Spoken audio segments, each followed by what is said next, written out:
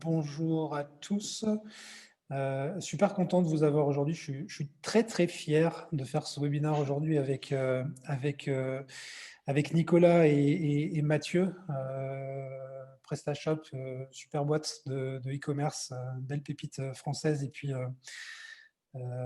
HubSpot, ben, leader maintenant, hein, on peut dire ça, Mathieu, du CRM et du marketing J'espère. automation. Un vrai leader et un super acteur. Super année 2020 pour vous. C'est pas super année 2020 pour tout le monde, mais en tout cas super année 2020 pour HubSpot. Et pour nous, vu qu'on gravite autour, c'est toujours une bonne nouvelle. On voulait faire un webinaire plutôt orienté sales et orienté data.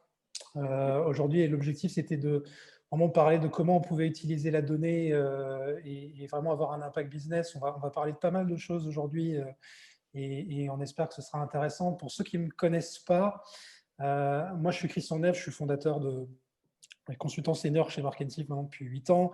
Et j'accompagne notamment Nicolas.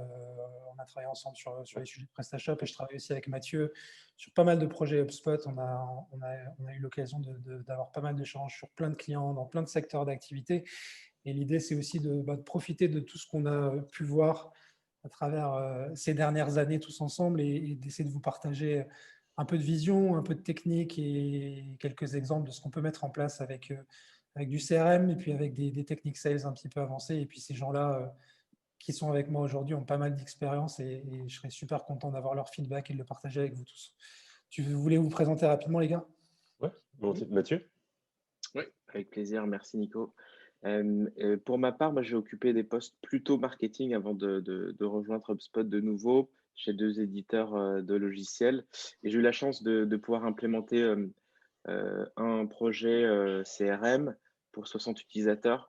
Donc, je suis hyper honoré et je remercie Christian d'organiser ce webinaire aujourd'hui et avec plaisir pour pouvoir partager ce que j'ai pu vivre, euh, notamment les challenges pour vous aider vous aussi si vous avez un projet CRM dans le futur. Et, euh, et ravi encore une fois de pouvoir parler de ces sujets aujourd'hui. Et aujourd'hui, moi, je suis chez HubSpot sur la partie corporate, donc société de plus de 200 employés, je suis dans le service commercial. Voilà, je vais laisser la main à Nicolas aussi se présenter. Ouais, bonjour tout le monde. Je m'appelle Nicolas Rato. Ça fait plus de 10 ans en fait que je bosse dans l'e-commerce. Je suis arrivé chez PrestaShop il y a à peu près 3 ans en tant que directeur des agences, sur une partie partenariat. Et j'ai eu l'occasion auparavant de travailler sur l'implémentation de différents CRM. On pourra en parler. Et justement, chez PrestaShop, c'était un gros sujet lié à la modernisation de nos outils. Et le choix de HubSpot m'a été assez rapide quand on voit un peu ce qu'il y a à la concurrence. Voilà. Ça, c'était pour la partie publicité HubSpot. Spoiler alerte. On en reparlera. Ouais. Le programme de ce qu'on a prévu aujourd'hui, c'est un cas un peu finalement. On parlait de sales data, mais finalement, ce qui porte la sales data, c'est le CRM. Alors, on n'a pas mis CRM dans le titre, mais on va quand même parler pas mal de CRM aujourd'hui. Notamment chez vous, Presta, où on est dans un cas un peu particulier parce qu'on passe de rien à un CRM. Donc ça, c'est quand même quelque chose. Et dans une boîte de 130 personnes qui n'a pas cette culture-là ou ces habitudes, ça vient avec un certain nombre de challenges, de contraintes. Et Ouais, en tout tout cas, à fait. ça se gère. Et c'est intéressant d'avoir votre feedback et comment vous avez suggéré ça. Et puis, si on fait un petit pas encore en avant et qu'on va un peu plus loin, parce que la vente, c'est pas que du CRM, il y a aussi potentiellement du marketing automation, il y a du sales automation, il y a de l'enrichissement de data, il y a plein de choses. Et vous, la data, c'est quand même un vrai univers, Mm. surtout dans le monde de l'open source, et on en parlera. Donc, comment vous avez fait ça et c'était quoi les grandes milestones? On parlera aussi pour être un peu plus dans l'action de qu'est-ce qu'on en fait de cette data, hein, parce qu'on a des contacts, on a des comptes, on a des opportunités. Et maintenant, il faut passer à l'action, il faut chercher des rendez-vous et créer des OPI. Comment on est en contact avec nos prospects, comment on actionne la data, comment on personnalise nos messages. Vous avez 2-3 trucs sympas à nous montrer là-dessus et je pense que ça va beaucoup intéresser nos invités aujourd'hui et nos participants. Et puis, on finira en parlant un peu plus des learnings, parce que finalement, il ne faut jamais s'arrêter d'apprendre. Et puis, plus on a de data, plus on mesure, plus on est en position de pouvoir améliorer des choses. Et voilà globalement les grands thèmes dont on va parler aujourd'hui ensemble. Et alors, comment on fait tout ça? Nous, aujourd'hui, chez Markentive, on a une signature. C'est travailler sur l'approche qu'on appelle l'approche rebelle. C'est l'approche avec laquelle on accompagne nos clients. On part toujours d'une problématique métier ou d'un besoin business ou d'un KPI qu'on veut améliorer. On fait du resolve. On fait de la construction, c'est-à-dire qu'on va mettre en place des outils, du CRM, du marketing automation, du data enrichment, du data lake, etc. autour de ça. On va exécuter, donc mettre en place des actions, des campagnes, des scénarios. Et puis on essaie d'emmener l'équipe et de mutualiser les bonnes pratiques et de faire en sorte que tout ça, ça scale. Et ce qui nous approche, c'est finalement à cette contraction de Resolve, Build, Execute and Learn, Rebelle, et qui se retrouve aussi en filigrane de cette présentation sur les 4 thèmes que je vous ai présentés tout à l'heure, et avec lesquels on essaie de pousser aujourd'hui toutes les informations qu'on essaie de faire passer sur le marché. Ce qu'on fait, juste rapidement, notre position aujourd'hui, nous, on n'est pas là pour apprendre à PrestaShop ou à HubSpot à vendre et à marketer. Ils savent ce qu'ils veulent faire, ils connaissent leurs clients, ils connaissent leur marché. Nous, notre métier et aujourd'hui notre savoir-faire, c'est d'accompagner avec du process, du people et de la techno. C'est vraiment de les aider à naviguer dans cet écosystème-là et vraiment d'être chez eux quand ils vont vouloir avoir des tableaux de bord, quand ils veulent mettre des actions. Ce qu'on aime bien dire souvent, c'est qu'une data qui est maîtrisée, c'est une data où on sait voir ce qui se passe et on est en mesure de pouvoir mettre en place des actions. Et quand on répond à ces 2 sujets-là, c'est déjà qu'on a fait un bon travail sur l'organisation, la modélisation de la donnée et qu'on a un plan d'action structuré pour mettre des choses en place. Donc, on n'est pas là pour faire passer les boîtes de 0 à 1. PrestaShop n'avait pas besoin de nous pour ça. On est plutôt là pour les aider à passer de 10 à 100 ou de 100 à 10 000 avec la bonne techno et représentée par Mathieu aujourd'hui en partie et puis les bons process pour avancer. On attaque. Du coup, chez PrestaShop, on passe finalement la première étape. C'est une boîte maintenant qui a quand même pas mal d'historique, un vrai leader du e-commerce. On n'avait pas de CRM, ça venait avec un certain nombre de contraintes chez vous. Est-ce que tu peux nous parler un peu du coup de la genèse finalement de comment on s'est retrouvé, comment on s'est retrouvé avec un PrestaShop, tout va bien, on existe, on est reconnu. Maintenant, tout d'un coup, il nous faut un CRM. C'était quoi les étapes finalement qui vous ont amené à ça et comment et parce que toi, tu étais en première ligne sur ce sujet-là, parce que toi, tu avais un vrai besoin concret de sales, Exactement. j'ai besoin de savoir ce qui se passe. Ouais. Alors, il y a déjà un contexte politique en interne, puisqu'on a eu un changement de direction quand je suis arrivé. Ça fait un peu moins de 3 ans, ce qui fait qu'on a une volonté de moderniser l'approche au sein de PrestaShop. L'approche à l'époque, moi, donc, je travaillais dans la partie partners, donc ceux qui créent des partenariats, soit avec des solutions tierces, donc des créateurs de modules typiquement, ou ça peut être du PayPal ou donc des partenaires industrie et des agences. Donc, je m'occupais de la partie agence. Quand je suis arrivé en fait dans le service, il y a forcément la phase de découverte, donc tu apprends comment fonctionne la boîte. Et j'étais assez surpris parce que je suis arrivé et concrètement, en fait, je voyais chacun des sales avec sa petite feuille Excel et remplir un peu ses reportings et puis envoyer ça après au manager qui galérait puisqu'il forcément tous les formats n'étaient pas les mêmes. Enfin bref. Et forcément, comme il y a du turnover dans les équipes sales, ça arrive chez tout le monde, et sur le fait aussi qu'on avait quelques stagiaires, concrètement, on avait un manque de visibilité qui était assez impressionnant, je trouvais, à l'époque. Et comme je venais de boîtes qui avaient déjà implémenté d'autres CRM, pour moi, ça me semblait être, en tant que manager, le premier chantier sur lequel je devais bosser pour nous donner de la visibilité sur l'activité en fait de nos collaborateurs, pour mieux anticiper aussi des trucs tout bêtes, mais des renouvellements, ce genre de choses-là, pour pas perdre des opportunités de business. Et bien entendu, de facto aussi remonter les bonnes informations à la leadership team pour qu'ils prennent les bonnes décisions dans la foulée. Ouais. Et il y a aussi chez vous l'héritage finalement de l'open source qui fait que typiquement aujourd'hui on n'est pas comme un HubSpot où finalement on a son abonnement, sa facture, etc. En ligne. On est à un moment où on télécharge quelque chose sans contrôle et c'est aussi la loi de l'open source. Donc finalement la culture de traquer les gens, suivre ce qui se passe, etc. Elle n'était pas forcément du sol au plafond chez PrestaShop. Non, loin de là. Enfin, et justement, on y reviendra. Nous, notre ADN est vraiment à l'opposé de suivre pas par pas tout ce qui se passe sur l'interface de l'utilisateur. En fait, on a zéro donnée, concrètement, et on a une vraie liberté qui est donnée. C'est dans notre ADN de donner les clés en fait au marchand. Il a son CMS, donc son site, et puis après, il en fait ce qu'il en veut, et voilà. Donc, il vit avec, et nous, on ne va pas monétiser en fait cette information-là. Et effectivement, avec ce positionnement-là qui aujourd'hui qui est assez clivant sur notre marché, on a eu un très grand succès et on était fort de ce succès. En fait, on était dans une force d'entraînement qui nous a permis de continuer à faire de la croissance sans forcément avoir la nécessité de s'hyperstructurer. Et à un moment donné où en fait le marché se consolide un peu, est beaucoup plus challengé, bah, avoir les fondamentaux, donc notamment une base de connaissances communes pour les différents services, c'est un chantier absolument indispensable. Et les indicateurs que tu as pu suivre directement suite à la mise en place de ce, parce que c'est finalement un pilote. Toi, tu Ouais, étais une petite partie au sein de PrestaShop qui fait du business. exactement. C'était quoi les vrais arguments que tu as pu utiliser toi aussi pour aller pousser ça ensuite auprès de la direction, faire en sorte que ça fasse des petits? Parce Ouais. qu'aujourd'hui, bah, finalement, ce petit projet chez vous qui était de faire un CRM sur un POC, on parle d'un POC de 4 personnes, hein, je crois, Mhm. c'était ça à Ouais, c'est l'époque, ça. Ouais. où finalement on part de rien, on galère parce que tiens, on ne sait pas qui on doit rappeler, on ne sait pas où on en est, on ne sait pas où est l'OPI, on ne sait pas qui a fait Ouais. quoi, et s'il est parti, il a perdu la donnée, et si celui-là qui vient d'arriver, il doit recommencer à refaire un fichier, etc.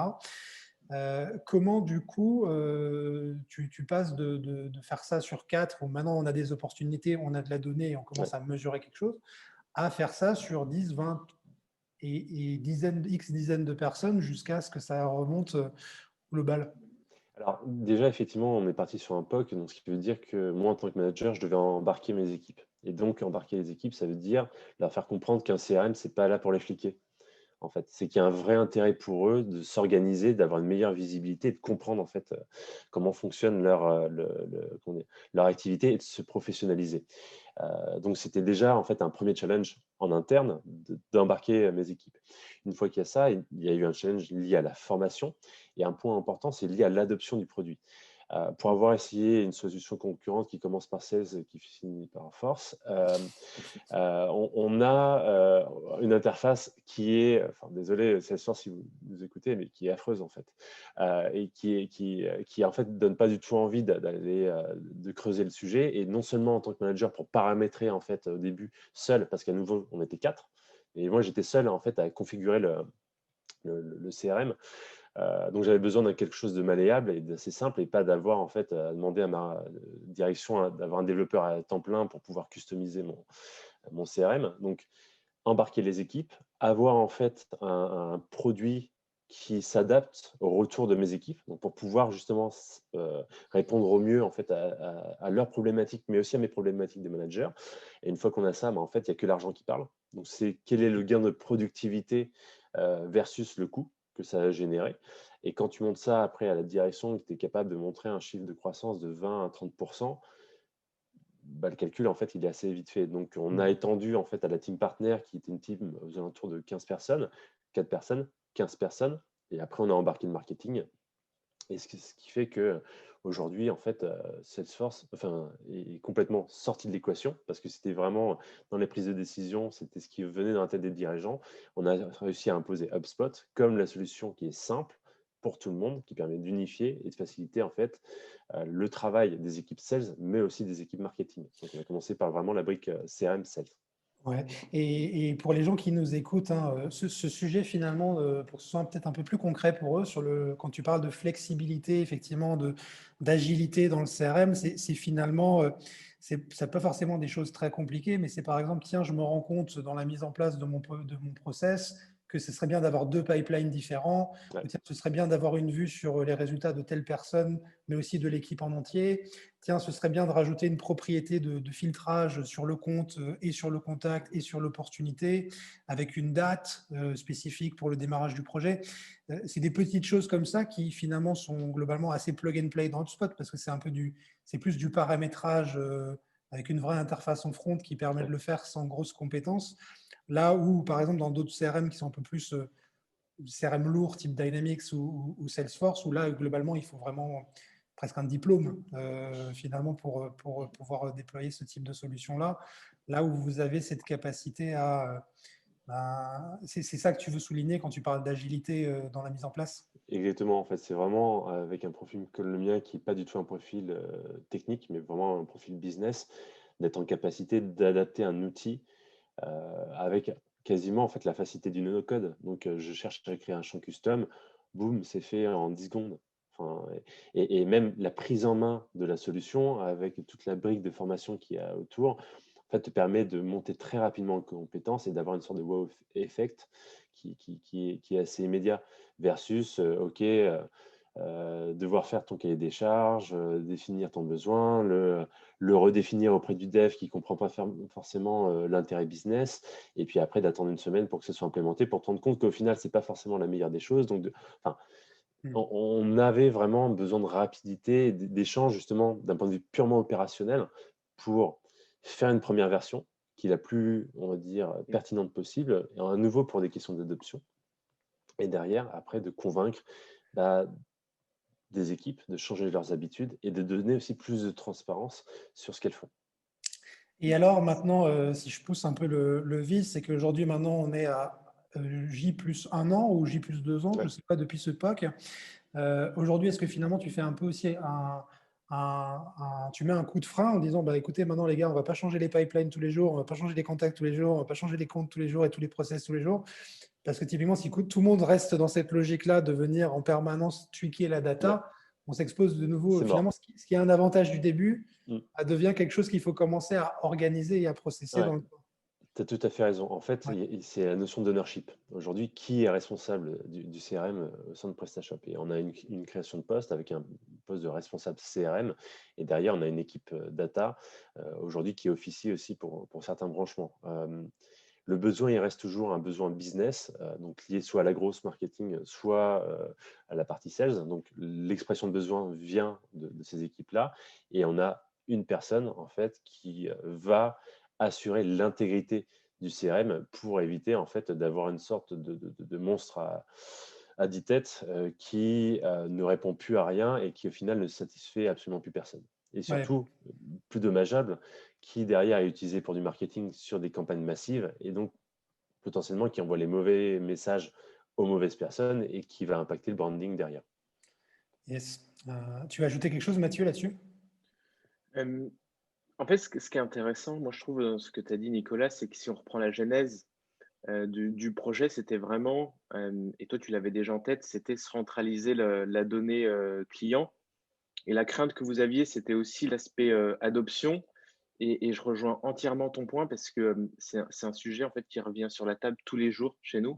L'adoption produit, ça passe forcément effectivement par l'interface utilisateur, la simplicité de l'outil, mais ça passe aussi par le fait que faut que tout soit simple pour le commercial finalement, pour centraliser la donnée, pour l'enrichir. Et c'est aussi le spoiler alert, mais c'est aussi la promesse c'est la promesse de HubSpot sur cette partie-là, c'est que le commercial n'est pas à se poser de questions par rapport à toutes les informations qu'il peut avoir sur les prospects, sur les clients, pour effectivement, voir ce qui fonctionne, ce qui ne fonctionne pas dans sa prospection, mais surtout aussi assurer un suivi, un bon forecast, un bon prévisionnel, et pas passer 4 heures dessus tous les vendredis après-midi pour chaque directeur. C'était le cas de ma société, de mon précédent employeur. Chaque directeur passait 4 heures, 4 heures tous les vendredis pour compiler la donnée, pour essayer de faire un espèce de forecast qu'il devait envoyer ensuite au CEO. Tout ça, en fait, c'est aussi la promesse, c'est que ce soit simple côté utilisateur et qu'il ne se pose pas de questions et que ce ne soit pas une contrainte pour lui. Tu l'as dit, contrainte, et je suis entièrement d'accord, c'est que le commercial ne doit pas réfléchir là-dessus. Et puis, il y a aussi ce point conduite du changement qu'on va réévoquer, j'imagine, après, mais et sur lequel je pense, Christian, tu peux vraiment apporter ton éclairage dessus, dans le sens où, comme l'a dit Nicolas, il faut qu'il y ait un garde-fou. Il faut qu'il y ait au départ une base, donc sur la partie produit, très bien, mais aussi les process, afin de dire comment est-ce qu'on avance, quels sont les process adaptés, comment est-ce qu'on va personnaliser cet environnement par rapport à nos process et comment est-ce qu'on ne va pas créer une usine à gaz. ce qu'on Ouais, entend, le mot fourre-tout, mais usine à gaz pour la partie CRM, historiquement, c'était assez lié. ouais. Et comment est-ce qu'on garde cette simplicité tout en restant, tout en ayant finalement un reporting hyper puissant et qu'on ne se pose pas de questions, qu'on ne perd pas de temps là-dessus. J'ajouterais pour la partie commerciale, par exemple, les commerciaux, ils passent un tiers de leur temps à exercer des tâches qui ne sont pas purement commerciales, c'est-à-dire pas de la prospection, pas du suivi client. Ce Comment qui, est-ce qu'on fait pour diminuer ce temps-là? ce qui est un Ça, vrai problème. c'est une question, ouais, c'est vraiment une Ouais. question auquel il faut répondre. Et c'est là où finalement, bah, on sort de cette première étape de, bah, écoutez, maintenant le CRM, c'est une réalité, on a compris que c'était important. Et maintenant, par contre, on se frotte finalement à la complexité aussi de PrestaShop, qui est bah, Ouais, ce qu'on disait un peu et à la ramification, au côté aussi hyper international, hein. Vous êtes une boîte quand même ouais, très exactement. internationale, avec des grands clients, des petits clients, des freelances. Il y a un écosystème qui est complexe quand même. Ultra riche, ouais, tout à fait. De la data qui vient de partout, de la data interne, de la data de finance, de la data scrappée, de la data sales, de la data. Et à un moment, comment je passe de mon POC avec 4 sales qui prospectent proprement les agences, sans, Ouais, ouais, non, c'est ça, c'est exactement ça. à finalement une stack technique complète. Ouais, Et du coup, c'est effectivement là où la notion de, à un moment de mettre du process, elle est hyper importante. Et si je la simplifie, alors nous, quand on met en place des écosystèmes, on a généralement trois choses. On a le front de l'expérience client, qui est le website, hein, qui génère des leads, qui est la vitrine, je remplis un form, je veux parler à un commercial, etc. De l'autre côté de l'histoire, ben, j'ai Nicolas et son équipe et toutes les autres équipes qui font du business et qui finalement ont des contacts, ont des comptes, ont des opportunités et travaillent de la donnée en one-to-one ou en one-to-many.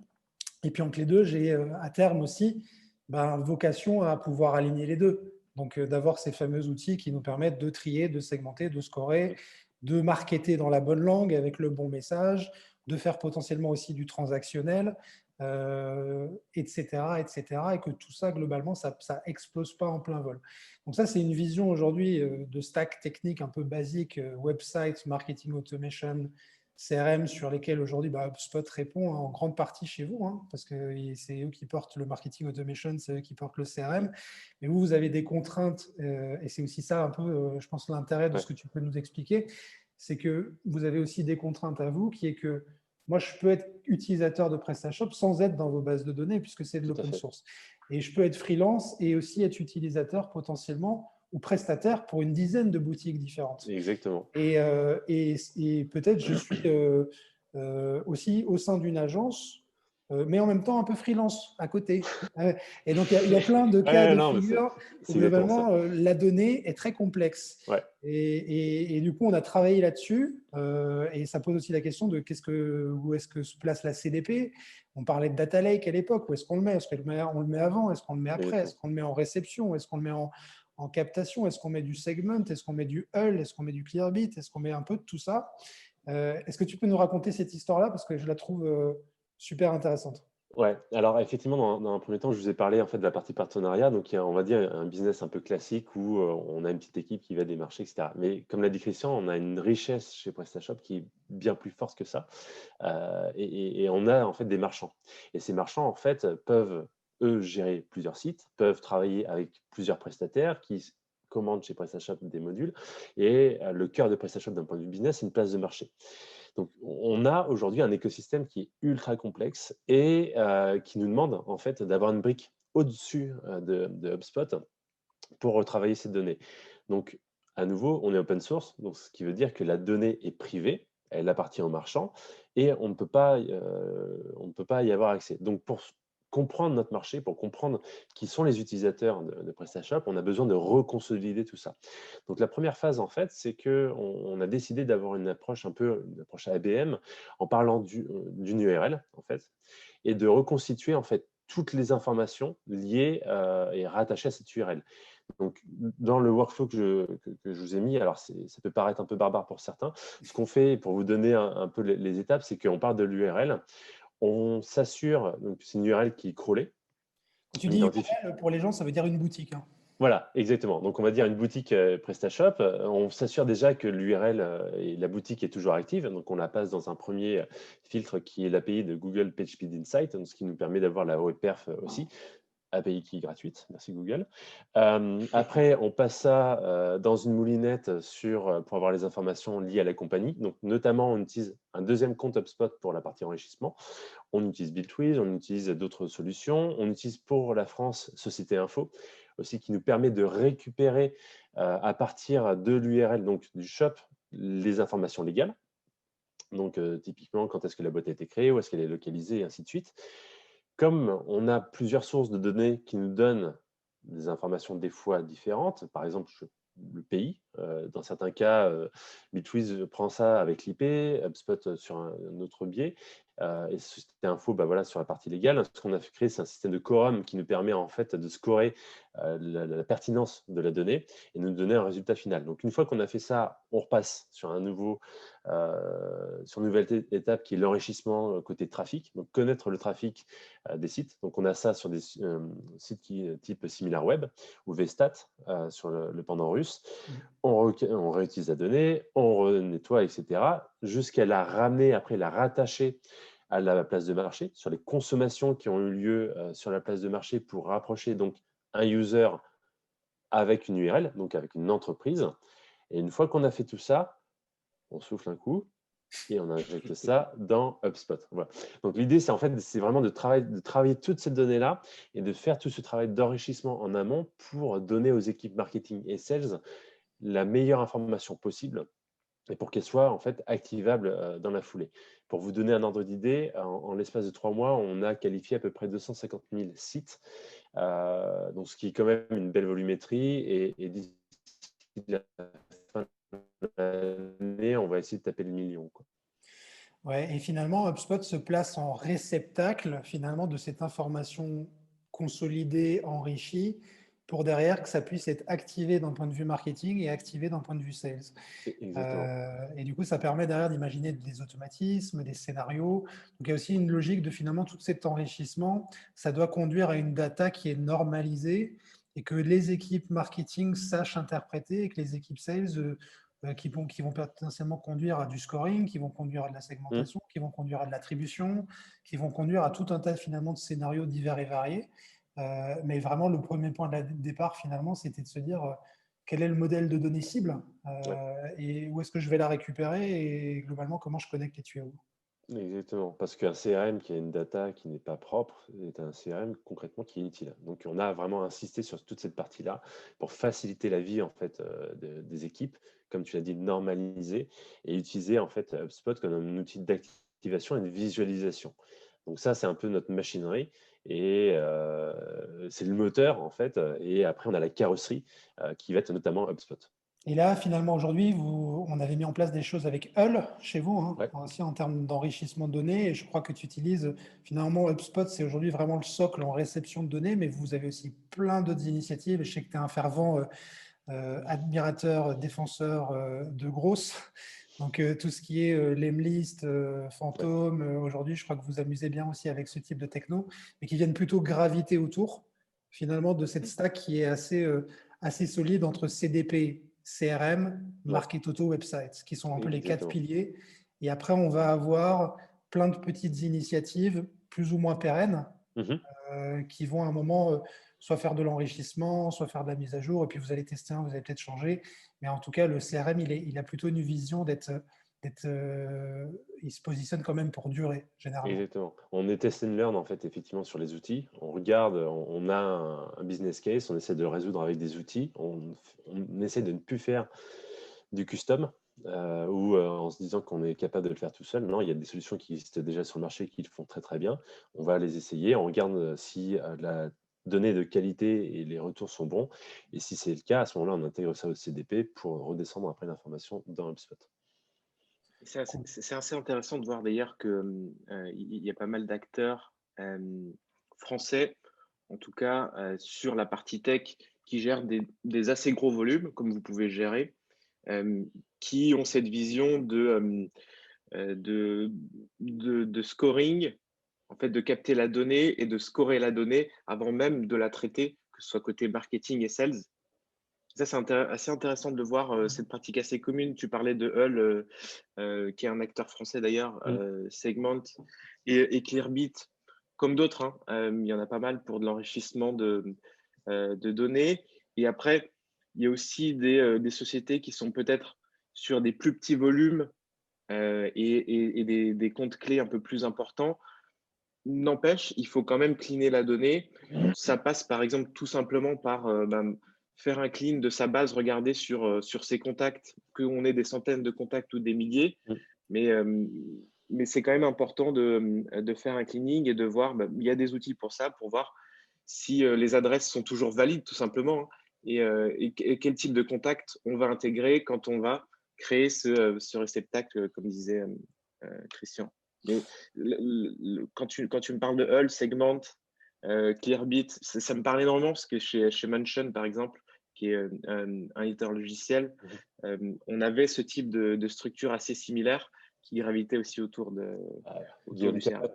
Et puis Exactement, le roi des stratégies de growth et qui sont assez liées finalement quand on gère des gros volumes pour ce type de cas d'usage. Personnalisé at scale, c'est tout l'enjeu. Exactement. Ouais, et puis la donnée, elle devient tellement vite obsolète en fait, sur tellement les comptes, les gens changent quand même très très vite. C'est vite fait 20-30% par an de la base qui est plus d'actualité, ce qui est colossal en fait, comme dépréciation dans le temps. Donc à un moment, le fait que ça soit en permanence à jour, ça devient quand même un vrai sujet. On parlait de la flexibilité sur la mise en place, mais c'est vrai qu'après cette flexibilité-là, je trouve qu'elle vous suit quand même aujourd'hui avec HubSpot sur le côté ouvert finalement de ce système-là, le fait que vous puissiez aller taper de la donnée, donc soit de la récupérer, soit la pousser, soit la mettre à jour, finalement en API ou via des connexions plus ou moins natives. Il y a plein mal de choses que vous utilisez aujourd'hui. En tout cas, on a quand même on a bien tourné les choses là-dedans. Et puis, on a maintenant le custom objet aussi, qui est arrivé récemment chez HubSpot et qui va permettre de modéliser pas mal de choses et qui a certainement aussi un gros point d'enrichissement pour vous. Ouais, sur la modélisation de la donnée, justement, pour être en capacité de mieux créer des relations entre les différents interlocuteurs, donc les contributeurs, que ce soit les agences, etc. Effectivement, le Custom Object va être une vraie avancée pour nous. Et quand on a entendu la nouvelle pendant le webinaire que vous avez fait, on a été assez heureux. Et je pense que la team marketing a pu plier bagage le cœur léger. Okay. En fait, c'est le thème de notre webinaire, mais pour moi, c'est le challenge numéro 1 depuis 10 ans et qui va encore durer, je pense, quelques années. C'est centraliser la donnée. Ça paraît évident, mais que ce soit côté marketing, côté commercial et côté fonction métier, la donnée, elle est disparate et elle est hétérogène, elle est silotée. Et comment est-ce qu'on réconcilie ça? C'est hyper simple à dire, c'est plus dur à faire.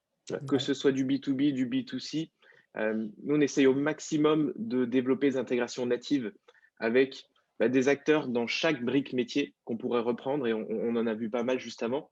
Et ça, c'est capital en fait quand on met en place un projet CRM. C'est aussi pour centraliser la donnée, donner de la visibilité, prendre les bonnes décisions à terme, ça c'est sûr. Mais comment est-ce qu'on centralise ces données pour prendre des bonnes actions, pour scorer, pour activer, etc.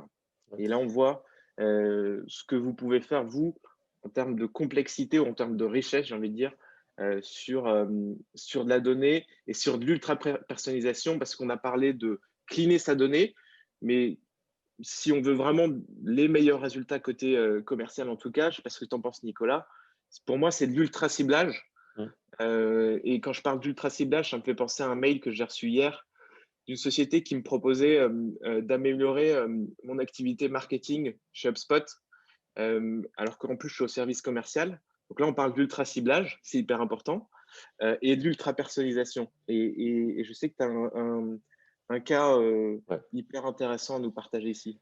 Ouais, donc, ouais, vas-y, Christian. Ouais, je pense qu'il faut qu'on speed un peu. Ouais, je vois l'heure. Ouais. On est sur le timing. Yes. Ça fait 35 minutes et moi, j'adore vous écouter. C'est gentil. Je peux enchaîner. Mais Ça Sur le serait cas de pas 2 mal. minutes? Ouais, on peut passer sur la partie exécute, parce que maintenant, effectivement, on a consolidé la donnée, on l'a enrichi et on a tous compris que c'était vraiment important. Qu'est-ce qu'on en fait de ces données? Je crois qu'on a un exemple du coup de Nico et on a un Ouais. exemple de Mathieu sur concrètement quel type de campagne sales vous avez mis en place avec la personnalisation et c'est assez sympa. Je Ouais. pense qu'on peut parler de ça et puis derrière, s'il y a des questions, on pourra les traiter Après. sur la fin. Ouais. Mm. Donc très rapidement, donc chez PrestaShop, on fait des newsletters et comme tout le monde, les newsletters sont peu ou pas lus et on a des taux d'ouverture entre 2 et 5%.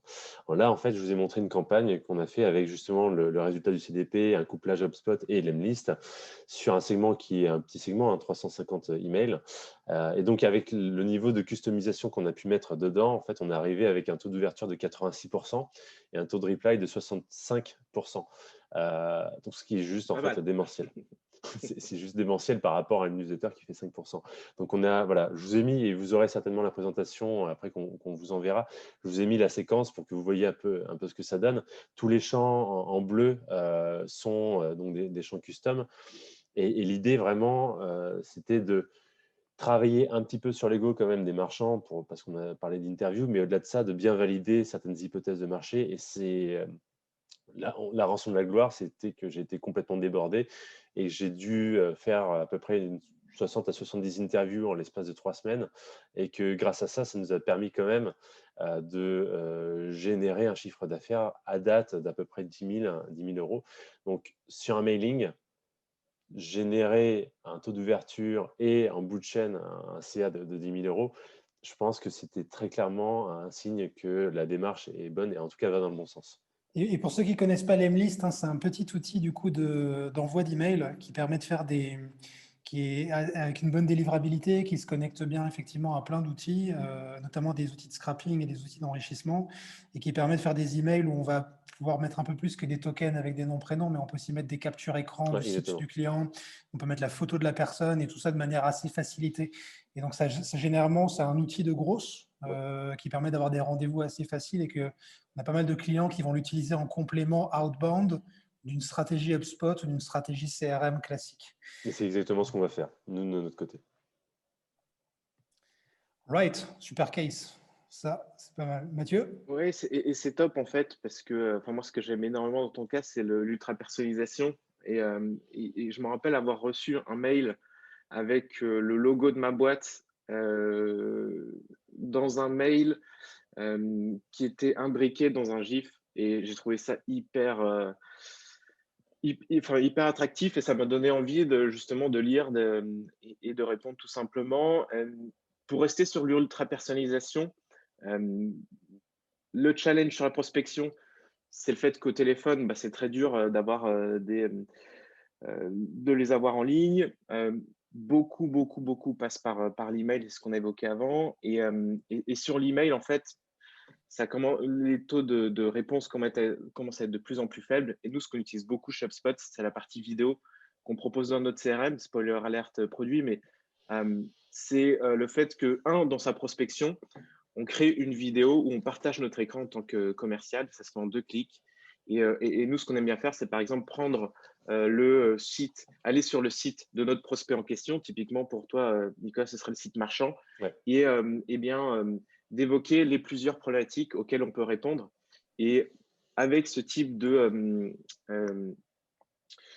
fonctionnalité et ce type de prospection, on a des résultats qui sont 2 à 3 fois plus supérieurs que juste un email texte. Donc ça, c'est hyper intéressant. Et moi, c'est ce que je recommande. 1 pour la prospection et 2 pour le suivi client. Typiquement, on a eu un premier rendez-vous ou un rendez-vous physique. On doit répondre à un pavé avec toutes les questions. Je réponds beaucoup par la vidéo désormais et c'est très apprécié car très personnalisé et ça me rattache une touche d'humain qui est assez importante Ouais. dans ce suivi client. Et puis au-delà, moi je trouve, au-delà de la performance finale, du fait que les emails sont mieux vécus, mieux ouverts, plus engageants, etc., moi je trouve que ça a aussi un impact pour le sales, parce que c'est quand même plus sympa à un moment d'avoir l'impression d'avoir des conversations, même si c'est, de commencer à parler à quelqu'un plutôt que d'envoyer un mail où on sait que 9 fois sur 10, on ne va pas avoir de réponse et que globalement, on fait que se prendre des portes. À un moment d'avoir ce côté un peu consultatif de bah, tiens, je vais voir, ça m'oblige déjà à aller sur le site du client ou d'aller voir son LinkedIn, etc. Et on se met dans une posture aussi qui est un peu plus réelle, je trouve. Donc l'expérience pour moi aussi du vendeur est généralement aussi meilleure et pas que l'expérience finalement du prospecté. En tout cas, c'est moi ce que je vis avec nos équipes de BizDev chez nous, ou ce qu'on ressent quand on met en place ce type d'outil-là chez les clients qui utilisent, qui vraiment embrassent la vidéo avec HubSpot. Entièrement d'accord. Ouais, on est tous saoulés de recevoir bonjour, first name. Euh, non, sérieusement, enfin, en fait, on est tellement prospecté que maintenant le temps d'attention est très très limité. Et sur des mailings, en fait, oublier le fait qu'il s'agit de vendre. En fait, il s'agit d'abord de créer un contact. Et pour créer du contact, en fait, il faut que vous y donniez l'impression, à minima, que vous êtes intéressé à la personne. Donc, soit ça se fait à la mano, soit en fait, il y a des outils assez sympas et avec une bonne donnée bien propre qui vous permettent de le scaler assez rapidement. Ouais, et puis c'est vrai que nous, en takeaway, ben, le mot-clé là-dedans, c'est la personnalisation. Ça, c'est vraiment le point fort, je pense. Et de dire aussi que c'est typiquement des outils et des techniques et des machins qu'on peut mettre en place en quelques jours, quoi. Enfin, je vais relancer demain un lemlist avec 3 séquences, un peu de perso, etc. Ça va très vite activer 100 contacts en base avec un moment de la vidéo. On met 3 bizdev dessus et on attaque la liste. Disons que c'est des initiatives qui peuvent être vraiment très rapides versus des initiatives de business, de lead gen, de marketing sont généralement un peu plus lourdes et qui ont plus d'inertie il faut faire un webinar, il faut faire une newsletter, il faut faire un livre blanc, il faut faire un machin, etc. Ça, généralement, c'est vraiment des choses qui ont généralement un intérêt, mais qui ont un impact un peu plus long. Là où toutes ces initiatives sales un peu personnalisées, vidéo, landing page personnalisé, email personnalisé, etc., avec du Lemlist ou avec du HubSpot, on a des impacts hyper rapides d'un point de vue business. En tout cas, mettez ça en place aujourd'hui. Dès lundi, vous pouvez avoir des rendez-vous, quoi. Donc c'est vrai que c'est très, très, très rapide, quoi. Et surtout, veillez à ne pas envoyer trop de mails parce que sinon vous êtes débordé comme moi. Si ça marche trop bien. S'ils sont personnalisés, c'est ça. Ouais, je vous assure, c'est une galère. On va finir sur le learn, du coup, qui était finalement un peu plus du coup, symbolique aussi. C'est que finalement, derrière tous ces sujets-là, il y a de la data. La data qu'on mesure, à un moment, c'est d'avoir une vision. Et je sais que vous utilisez quand même aussi ce framework-là chez Presta, sur tout ce qui est comment on active mieux, comment on fait mieux notre acquisition, notre rétention, comment on gère aussi la LTV de nos clients, hein, comment un client, on va lui revendre effectivement des projets. Enfin, tout ça, c'est des sujets chez vous, business importants du quotidien, qui sont chaque fois mesurés, chaque fois gérés par des équipes, avec du coup tout un process d'amélioration et de leadership autour de ça. Et ça lève en fait finalement, ça rappelle aussi que à un moment, c'est jamais figé tout ça et que tu as testé effectivement ça sur l'Emlist, mais demain, ça marche bien, comment je le réplique sur d'autres sujets ou d'autres équipes ou d'autres langues. Ça marche moyen, comment je fais en sorte que ça marche. Ça marche pas, j'arrête, mais qu'est-ce que je fais à la place? Évidemment, rentrer dans cette logique très lean et aussi d'avoir de plus en plus de structure et ça rappelle finalement aussi un rebelle qui est comment je résous mon problème, comment je construis dans le temps, comment j'exécute en permanence en amélioration continue et comment j'arrête pas d'apprendre. Donc comment on met tout ça en place. Et on peut finir là-dessus sur les learnings respectifs que vous avez eus par rapport à tous les sujets qu'on a traités, si vous voulez, Mathieu, Nico. Ouais. Mathieu, tu veux commencer? Oui, je pense, moi, si j'ai un point à retenir, c'est effectivement l'adaptabilité. Et tu l'as dit, la partie lean. Et 2020 nous a montré que il faut savoir s'adapter. Et donc, pour ça, il faut de la flexibilité. Et par tout ce qu'on vous a montré aujourd'hui, il faut pas avoir une bonne vision 360 pour prendre les bonnes actions et réagir. Et tout ça, c'est possible avec cette conduite du changement, cette amélioration continue et les bons outils qui vont avec, et évidemment des bons commerciaux. Yes. Moi, il y a le côté ownership qui est ultra important d'un point de vue organisation. Savoir qui est responsable réellement du CRM, qui est responsable du CDP, quelles sont les architectures, documenter. C'est chiant à faire, mais c'est important. Non, c'est vrai. Et juste comme ça permet d'avoir une base de connaissances commune pour pouvoir être tous à même niveau et pas qu'il y ait des initiatives qui soient parasites derrière. Ouais, parce qu'en fait, on est vite dans un effet château de cartes. Et en fait, à un moment, c'est comment la simplicité du début, on continue à la garder sur la fin, donc rester agile sur la fin, mais tout en étant quand même dans un référentiel où c'est quand même plutôt structuré et où on va pouvoir gérer un maximum de choses. Cool. Je pense qu'on a dit ce qu'on voulait dire, en tout cas, les gros sujets. Je pense qu'on pourrait parler encore longtemps. Ça fait 3/4 d'heure qu'on est avec vous. Je ne sais pas s'il y en a certains d'entre vous qui ont des questions, des choses à voir avec nous. Je pense que ça va être l'heure de déjeuner ou de repasser du côté business pour certains d'entre vous, j'imagine. Il y a des gens qui Pour faire ont des appels. des questions. Si vous avez des questions, on les prend avec plaisir. Une première question déjà sur est-ce qu'on va envoyer la présentation par mail? Ouais, c'est prévu. On va envoyer le replay et on va envoyer la présentation par email. Donc, vous pourrez la voir. Il n'y a pas de problème. Personne ne se lance.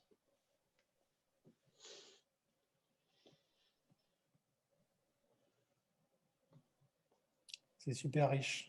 Beaucoup de choses à dire. Ok. Écoutez, non, il n'y a pas de souci. Si vous n'avez pas de questions, en tout cas, vous pouvez aussi les poser plus tard. Il n'y a pas de problème. Moi, je pense que là, du coup, on va breaker.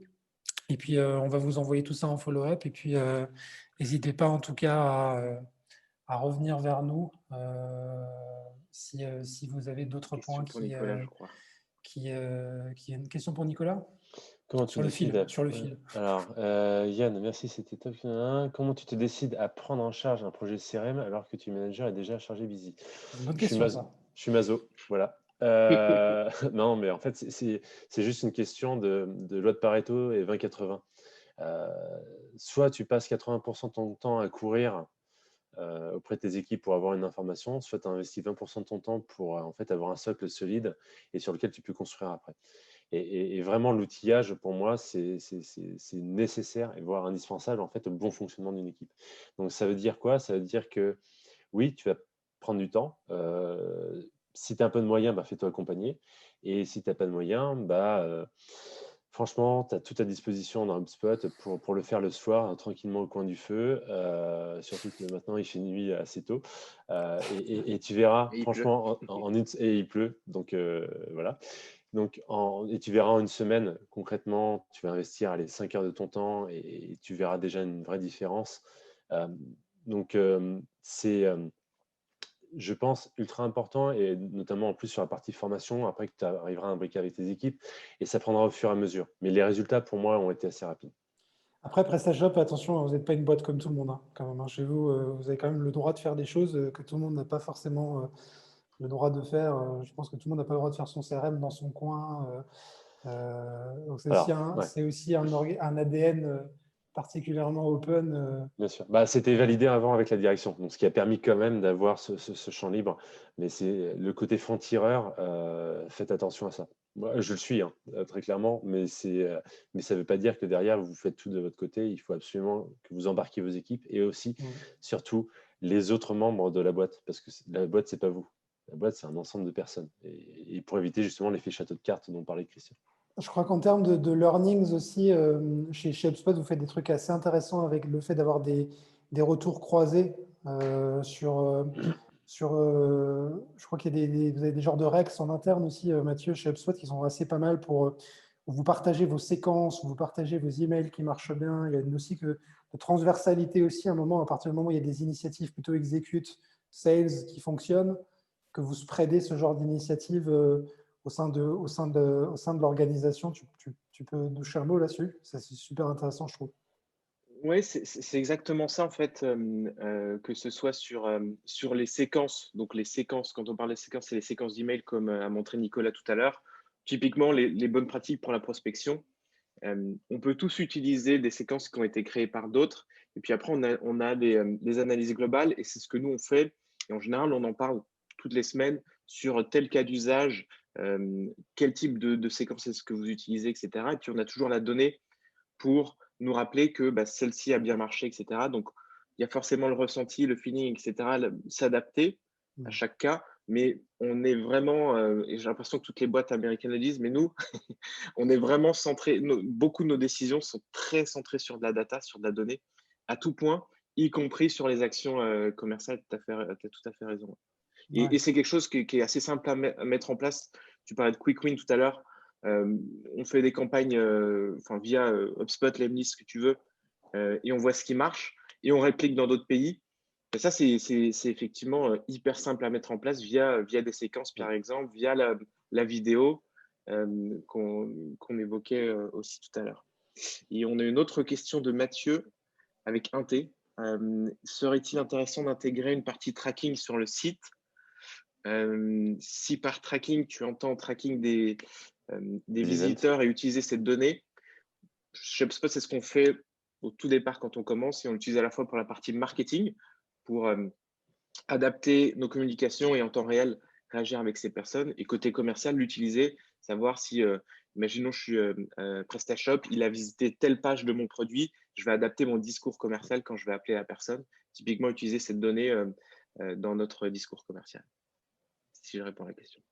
Est-ce que vous avez d'autres points à rajouter sur cette partie tracking, messieurs? Juste avant de sur la partie tracking, définissez bien ce que vous voulez récupérer comme information, parce que ça peut vite être très compliqué pour pas grand-chose.